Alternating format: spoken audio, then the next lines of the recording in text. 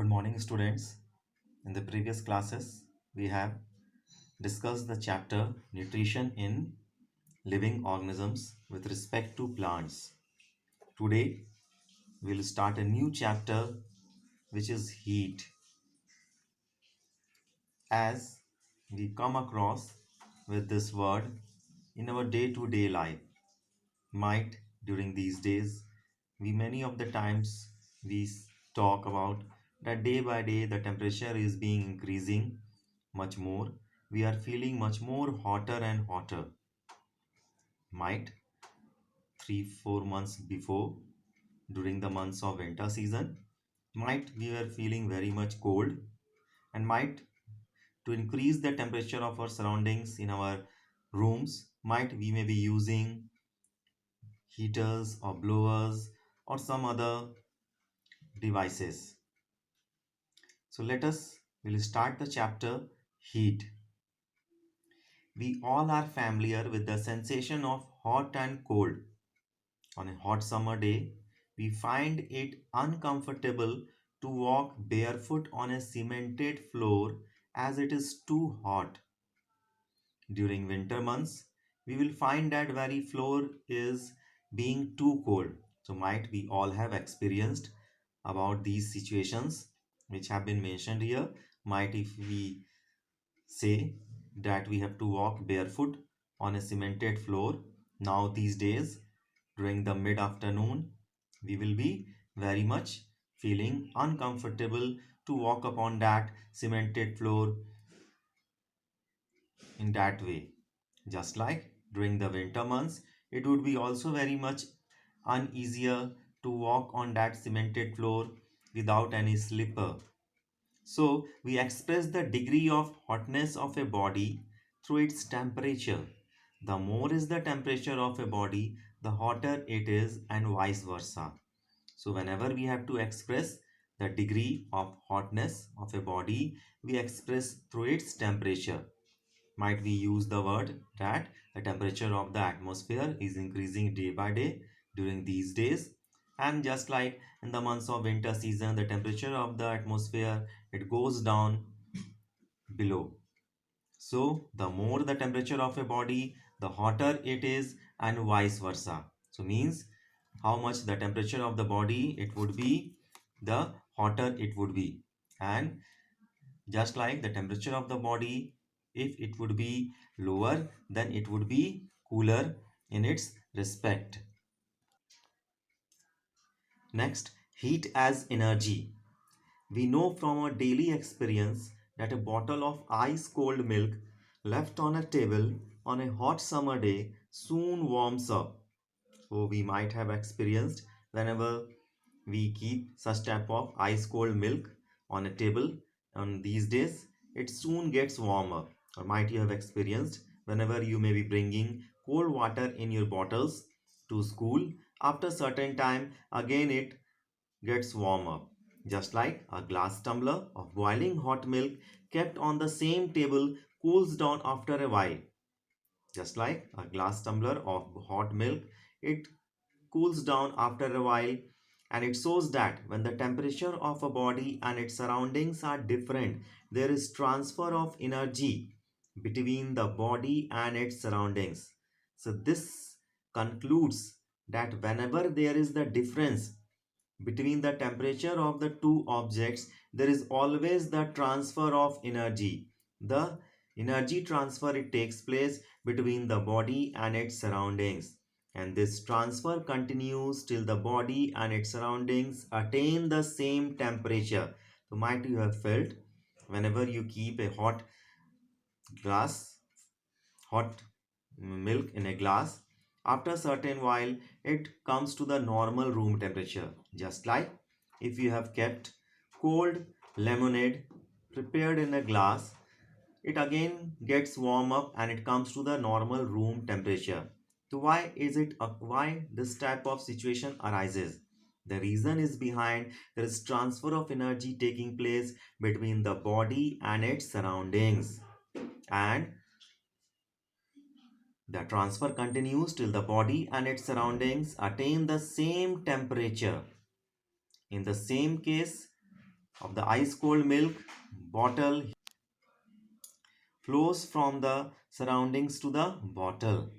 In the case of boiling hot milk tumbler, it flows from the glass tumbler to the surroundings. So, based on such experiences, we can say that heat is a form of energy or thermal energy which is transferred from one body to another due to existence of a temperature difference between them.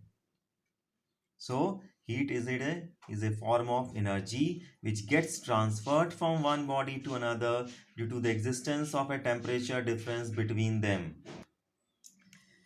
Or transfer of heat energy or thermal energy always takes place from the body at a higher temperature to that at a lower temperature.